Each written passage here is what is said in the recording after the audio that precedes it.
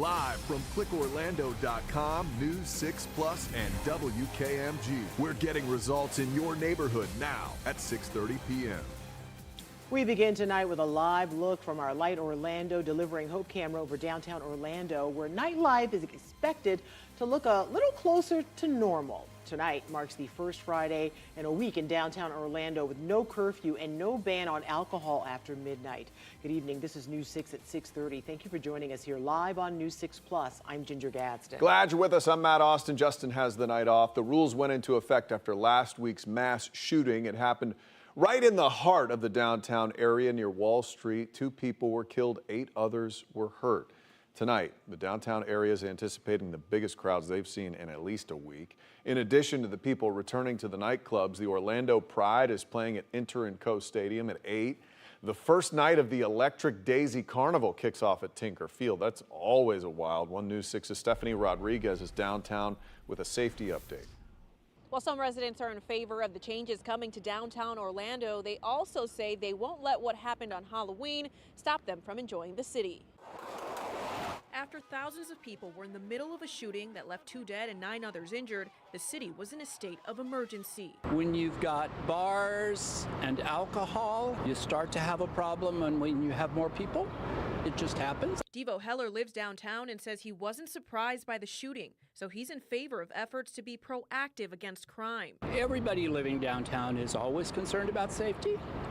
On the other hand, a lot of us move downtown to be around a nightlife, be around people of all ages. So for me, it's look out for your own personal safety, support the city and what it wants to do to make people more safe. Starting next week, Orange Avenue and some side streets will begin reopening to cars at night. You'll also see barricades to keep pedestrians closer to sidewalks. Heller says the open lanes will help residents in downtown access their homes better. Because if they close the 2 one-way streets that lead into this block, then how do they get in? Those changes start next Friday, meaning those out this weekend for an Orlando Magic game, a concert, or Electric Daisy Carnival won't see those restrictions. Anywhere you're at, anything can happen. On the other side of the highway, one man who lives near Camping World Stadium says he isn't concerned about safety, despite thousands of festival goers coming to his neighborhood. That's not every day. What happened downtown, what happens all the time is not every day, it's not every event. While these 2 men live in different parts of the city, both tell me they won't stop going out because of one incident. I am going to the symphony on Saturday night without fail and looking forward to it. Everybody come out here, have fun, and no drama. Leave the drama at home. Those changes begin next Friday here in downtown Orlando, and the goal is to reopen all lanes on Orange Avenue. But right now, there's no timeline for when that might happen. Reporting in Orlando, Stephanie Rodriguez, Getting Results, News 6.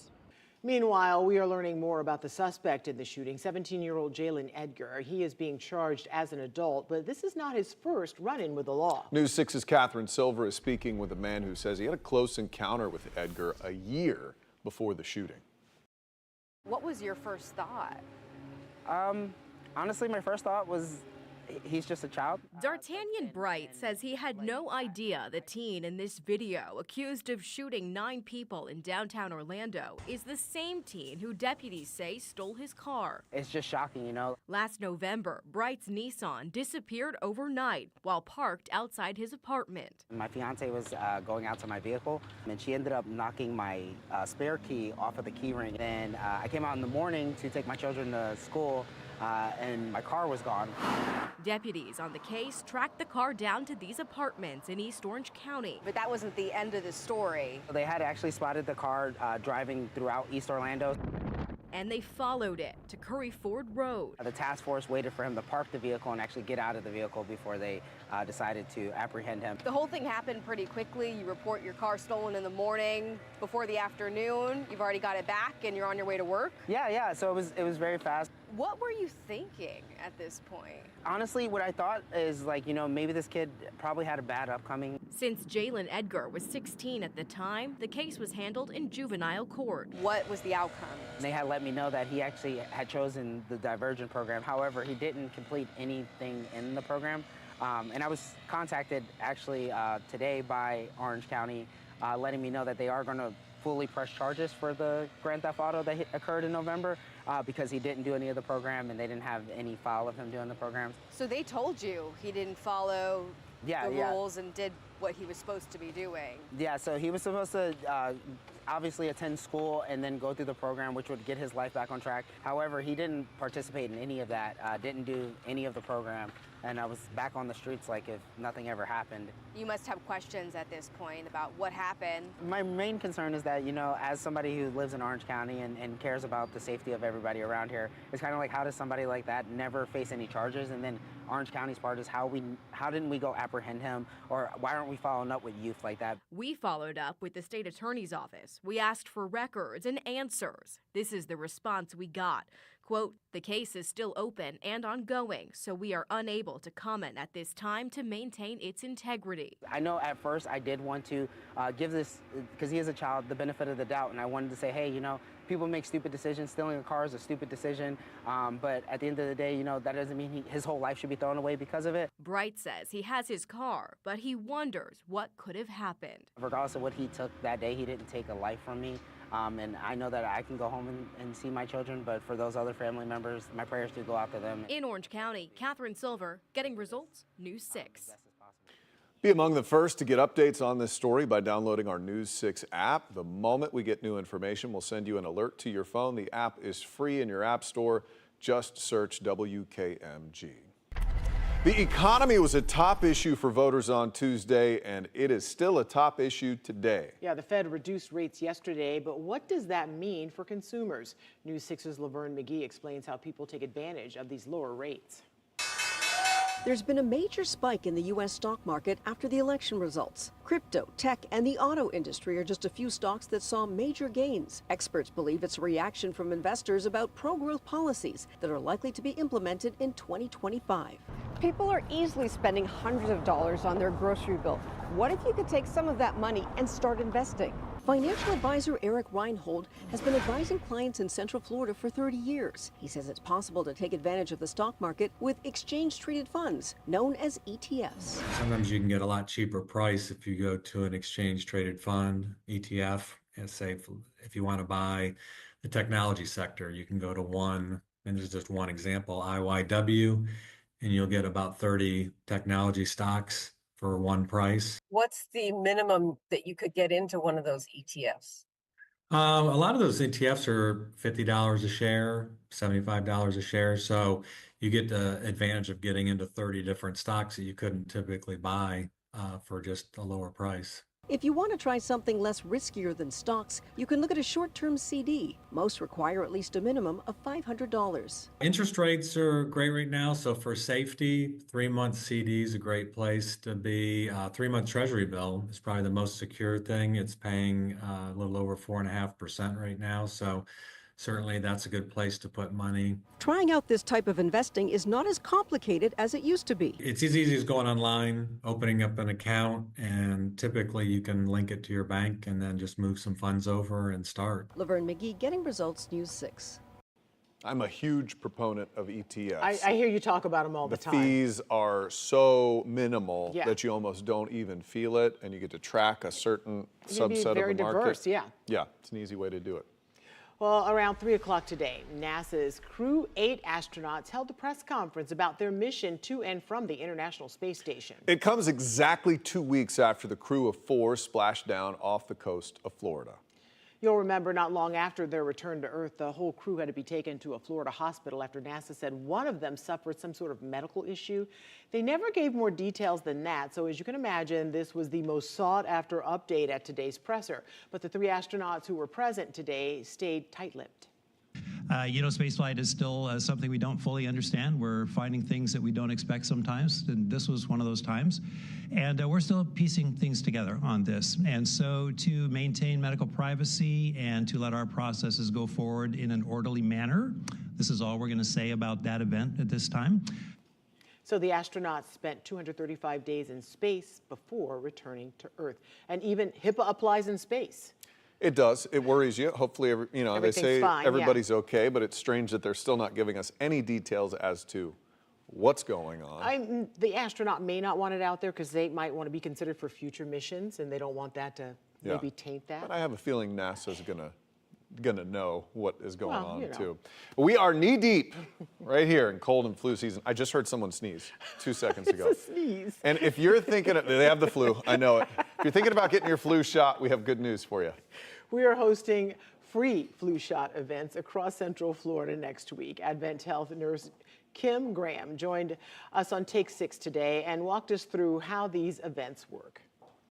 It's really quick and easy. We set up a tent outside of our Central Care locations. We have shot givers ready to go. We have everything prepped and ready. So when you arrive, you get a consent form, you fill that out, you get in the queue, and you just find a seat, and we've got staff there ready to take care of you, get you your shot. Literally, it takes minutes. So we encourage you to come out and get your free flu shot. You don't have to pay for anything. You don't have to produce insurance, nothing. Just come and fill out the form, get in line, and we'll get everything else taken care of. All right, she also broke down why you should get a flu shot every year. You can watch her full interview right now by going to clickorlando.com. It really is simple to do. I went to pick up a prescription the other day and they're like, have you had your flu shot yet? And by the time I could say no, I was sitting down getting it. So it's done. They're forceful at your pharmacist. Hey, the first flu shot event will be Monday at Central Care along West 1st Street in Sanford. We'll have 2 other events later in the week. You can find all the details right now at clickorlando.com. I mean, I want to point out I consented. I said it was okay. They didn't just Just pop it in walk your over. arm. Yeah, exactly. Well, the simplest gestures making a larger than life impact. Next at 6:30, the teen volunteer with big plans to help the kids at Pine Hills both now and in the future. Julie. We were close to 90 today. We went to a high today in Orlando of 88 after a morning low of 71. We'll tell you when we may see some cooler weather arriving, and we will talk about the tropics coming up. And after 70 years in service, a historic citrus stand is closing its doors. A closer look at the challenges facing one of Florida's most important crops. You're watching News 6 at 6:30 live on News 6 Plus. We're getting results in Holly Hill, Mount Dora, and all of Central Florida. We'll be right back. Brought to you by your local Toyota dealers. Toyota, let's go places.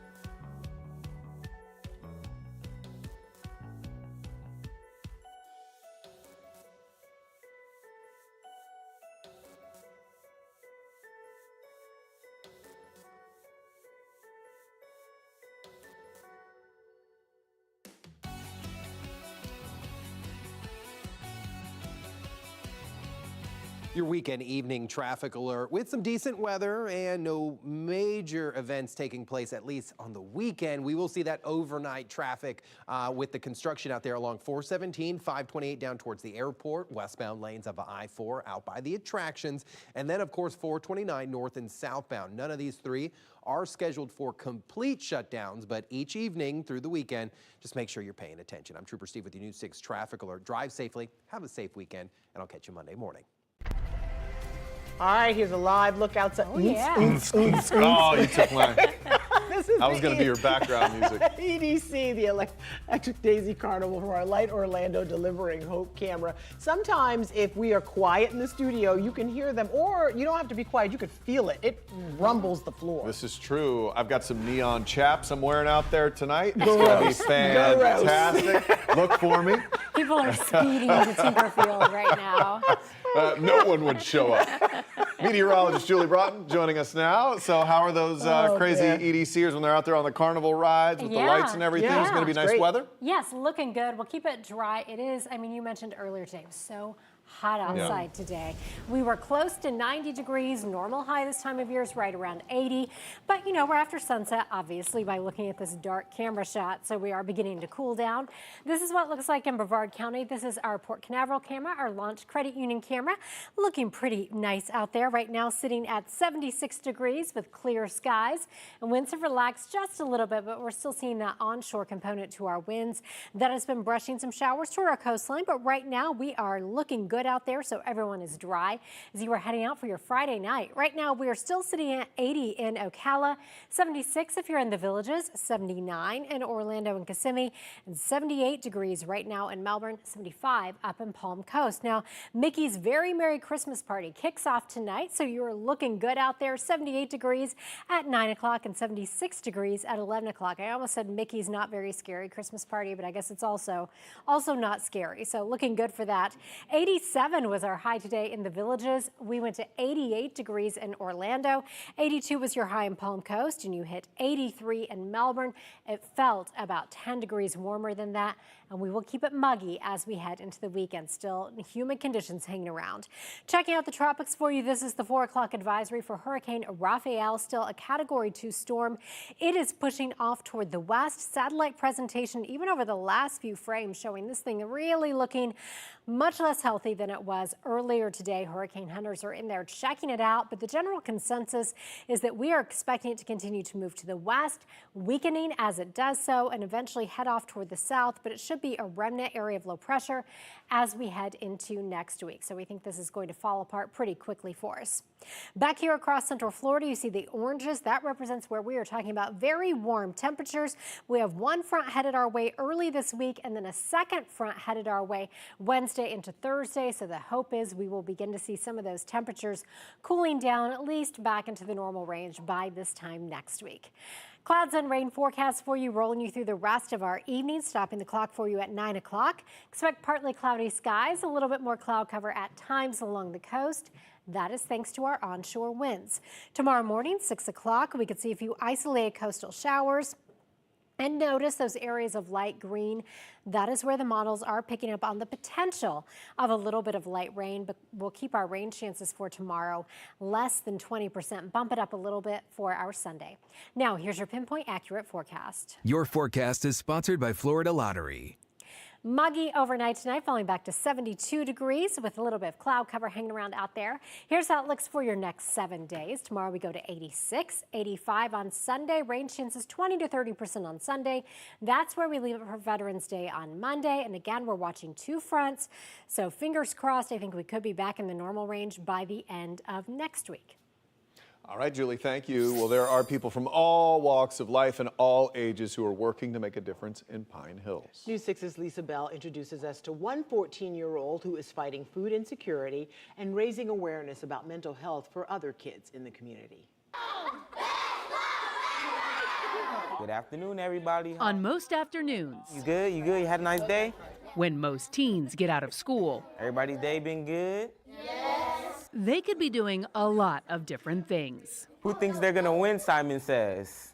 But 14-year-old Kevin Pompolis has decided to come here. Simon says. The Walt Disney World Boys and Girls Club in Pine Hills. Like a different fabric. Using his passion for the arts and robotics. So right now I am adding pieces to the front of this robot. To get results in the community. So I actually mentor the kids in robotics, and I remember teaching them the positive and negative of the batteries, and also teaching them how to work in their workbooks, and it's continued ever since. The now freshman at Evans High School has been a club member since he was 6 years old. It makes me feel proud and ecstatic to just watch Kevin grow up. What are we working on today? I see how the club has shaped him, not just academically, not just socially, but also as an advocate. Kevin now focuses on 2 issues that he says go hand in hand: food insecurity and mental health. What did you learn? Tell me. He was part of a teen-led project called Food for Thought,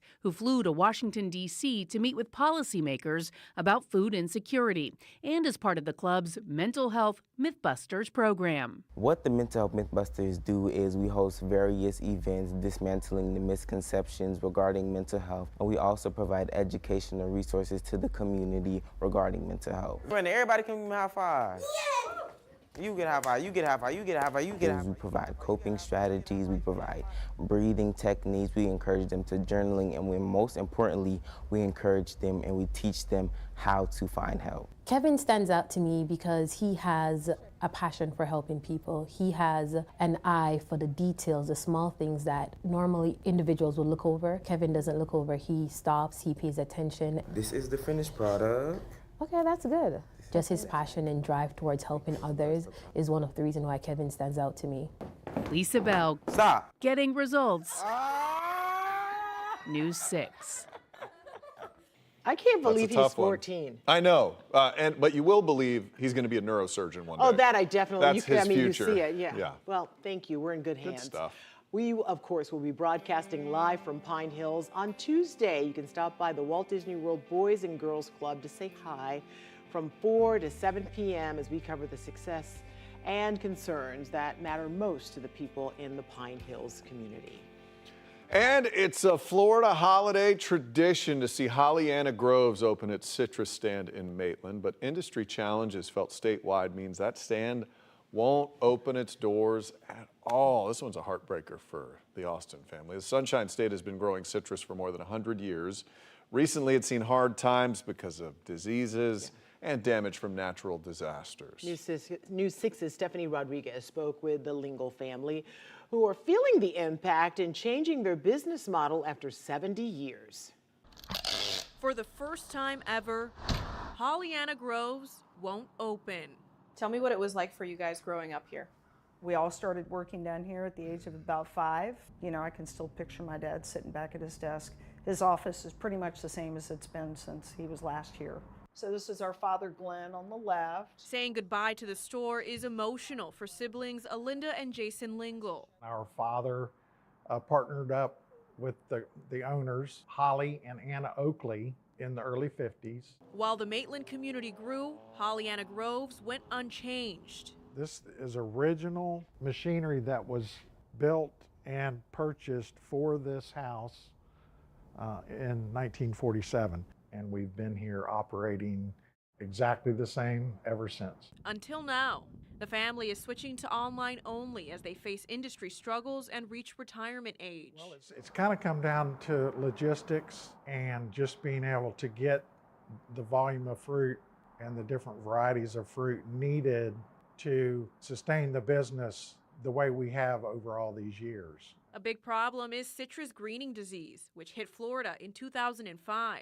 A lot of people said that most of us would be out of business within 10 years, okay? And so we're proud that we've been able to extend that an extra 10 years.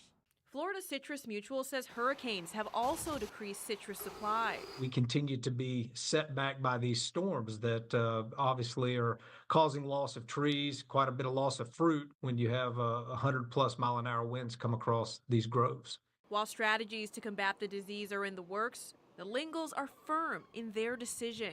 We've done this for a long time, and if we felt like it was more sustainable for another 20 or 30 years, I'm sure we would have one of our one of our kids would be interested in continuing the tradition. While the fruit stand is no more, it's not the end of Holana Groves. Their catalogs will continue to go out, and customers can order online, by phone, or mail. We feel very confident that we're still going to be able to get the fresh citrus, fresh from the Goodness Grove, right to your door. In Maitland, Stephanie Rodriguez, Getting Results, News 6. Okay, so they're not gone for good. The business Just from is that still stuff, there, yeah. but the stand, which is charming and old and just feels like old Nothing Florida. like walking in and looking You at go the in, stuff. they'll let you try a little juice. The kids always like to try some juice. And if you haven't had a honey bell from Holliana's, Yeah. you have not They're lived. great. It's my favorite. You can still get 'em, citrus. though. Yeah, you can still order those. Well, 20 days until Thanksgiving, and we're already gearing up for the tinsel, apparently. We're calling on festive families, you know who you are, to spread their spirit. How your neighborhood could make it right here on TV. That's next.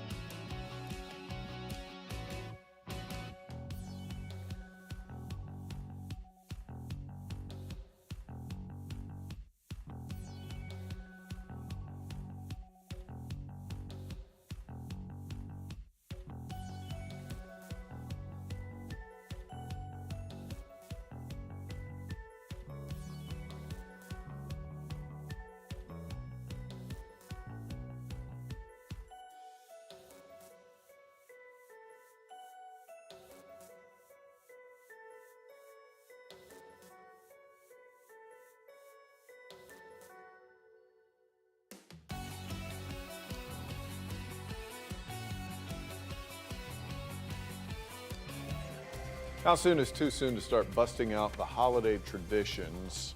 I'm not talking about Thanksgiving here. No, you're I'm not. talking about Christmas. 47 days until Christmas, by the way, and News 6 wants to see who is already getting into the holiday spirit. We had such a positive response when we asked viewers to send in their Halloween display, so you inspired us to keep it going. So now we're looking for some tinsel, lights, cheerful inflatables. Do you have a neighbor in mind? If so, send them to clickorlando.com/pins. Tell them to share their display. These are some of the submissions from last year. We definitely have some people who really go after it. This year we plan on featuring one each Friday leading up to the new year. Get the story behind the cheer. It's festive, it's fun. We're super excited to see who joins us. Again, submit your photos at clickorlando.com/pins. The day after Halloween, we're walking the dogs in the neighborhood, and a neighbor already had like Christmas lights up. They were I mean, already big doing it. yard decorations, too, and I loved it. Yeah, my wife starts carting stuff in immediately after Halloween. I'm there for it. It's the way to do it. Hey, thank you so No, much it's for not. watching News 6 at 6:30. Stream News 6 online anytime on our News 6 Plus Smart TV app. Have a great one.